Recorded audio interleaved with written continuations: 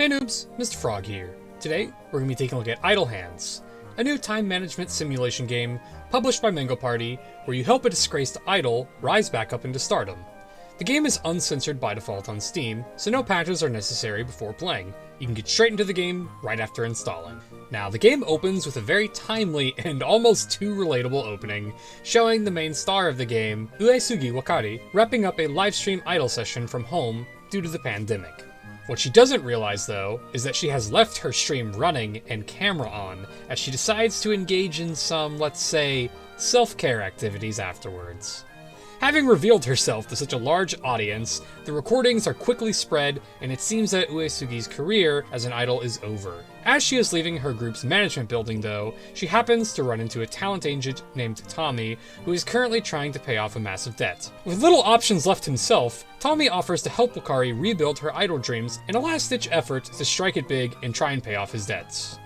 And that basically sums up the main premise for the game. You'll have 150 days to try and make enough money to pay off your debts, while also making Wakari a pop star idol. After the short intro, the game will start to slowly introduce the gameplay elements, where you will at first work on streaming from home to build up your audience, while also taking lessons to improve your stats. Like with many other games, however, you will need to pay attention to Wakari's mood and fatigue stats to make sure that she doesn't become overworked. If she does, she will start performing worse and worse and earning less money, so make sure to rest when she does get tired.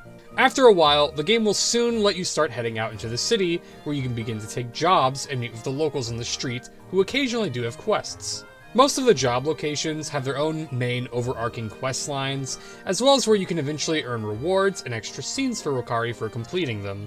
I really like this quest system in the game, as it always gives you a short-term goal and something to work towards as you build up Wakari's career. It helps avoid the somewhat directionless feeling that you can sometimes get in other time management games where your goal is just so far away. Besides the quests, the city also features stores where you can buy upgrades, streaming equipment, and also new outfits for Wakari.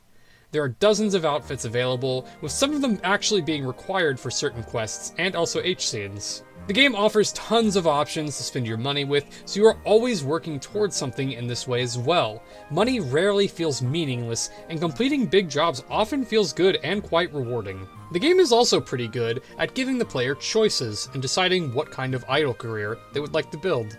You are never really forced into doing any specific kind of content, but are instead given the freedom to focus on whatever you want. You could focus solely on building a singing career and recording albums, or an acting career appearing in movies, and even a talk show TV career. Of course, you can always do all of them at once as well. The game really gives you more than enough time to pursue all of its content in basically one playthrough if you'd like to truly become the super idol. On the flip side, though, the game also gives you the option to take on a bit of a different career for your idol, which leads us on to the real content of this game, the H content. The H content in Idle Hands is constant and plentiful. Your first bit of H content in the game will start to be when Wakari comes into your room one night when it's raining and ends up accidentally sleeping with you. This will unlock the sex minigame, where you can begin to raise Wakari's H-related stats.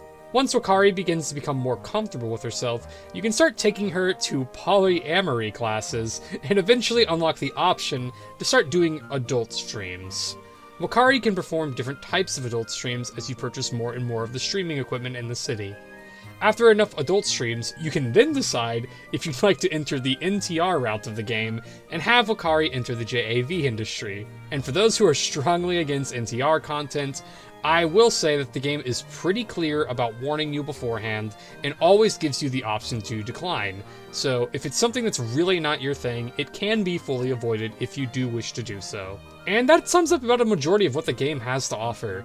I found it to actually be a pretty great time management game overall, to be honest. The dialogue is often humorous and entertaining, the gameplay, while not being anything groundbreaking, is definitely solid and satisfying, and the art, while not being the greatest, is easily charming and well illustrated for both the casual and the H content.